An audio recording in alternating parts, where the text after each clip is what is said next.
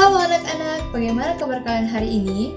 Semoga kalian selalu sehat dan selalu dalam lindungan Allah Subhanahu wa Ta'ala. Sebelum kita memulai pembelajaran kita pada hari ini, kita sebaiknya berdoa terlebih dahulu ya. Berdoa dimulai.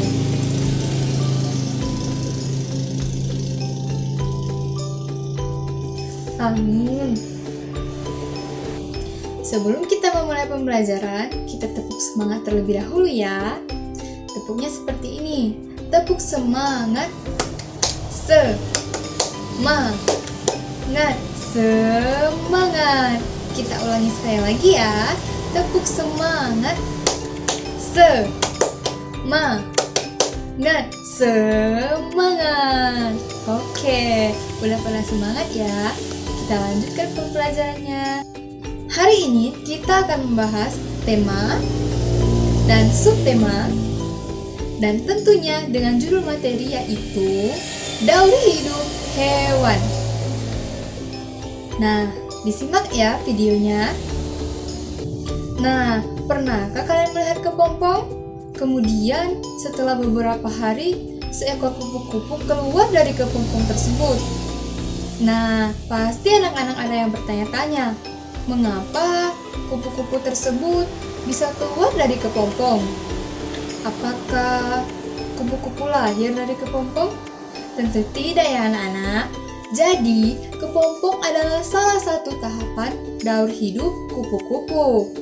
Apa itu daur hidup? Jadi, daur hidup adalah tahapan pertumbuhan dan perkembangan makhluk hidup dari mulai lahir sampai mereka dewasa. Daur hidup kupu-kupu disebut metamorfosis. Nah anak-anak, metamorfosis ini ada dua jenis. Yang pertama, metamorfosis sempurna. Dan yang kedua, metamorfosis tidak sempurna.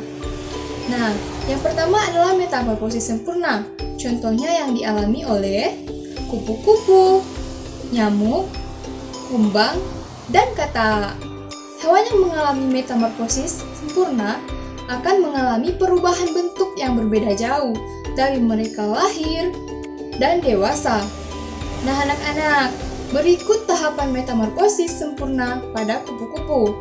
Dimulai dari telur, kemudian menjadi ulat atau larva, lalu menjadi kepompong atau pupa, hingga akhirnya menjadi kupu-kupu dewasa atau imago.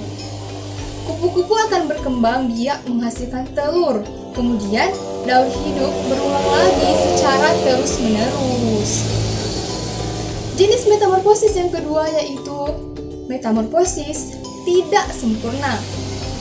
Contohnya yang dialami oleh jangkrik, kecoa, belalang, dan capung.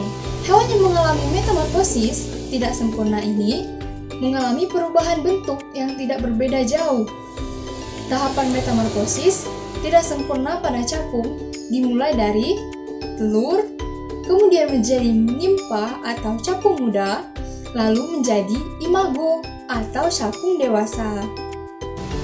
Saat masih muda, capung akan berganti kulit beberapa kali, lalu sayapnya baru muncul pada saat capung dewasa.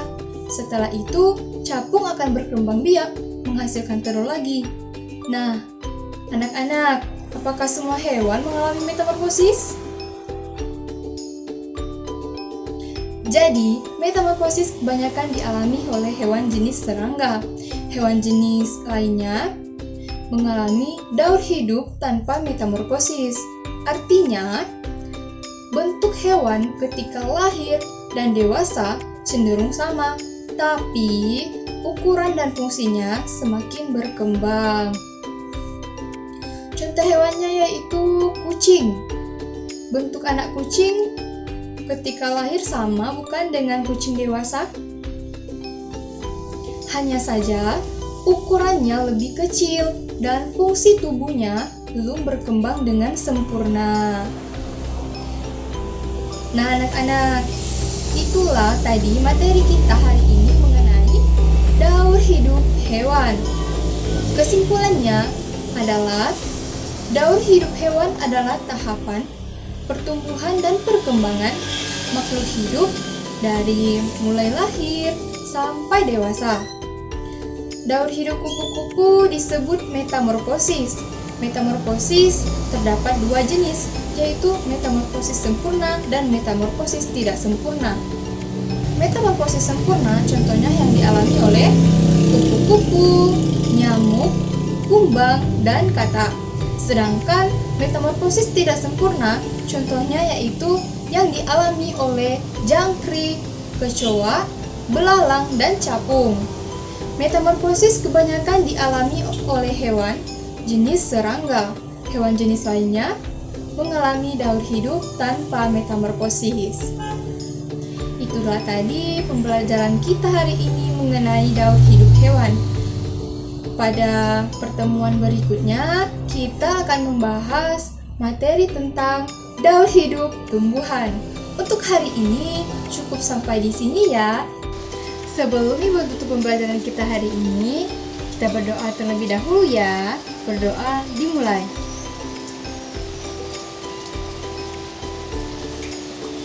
Berdoa selesai. Ibu ucapkan terima kasih. Ibu akhiri. Wabillahi taufiq wal hidayah. Wassalamualaikum warahmatullahi wabarakatuh.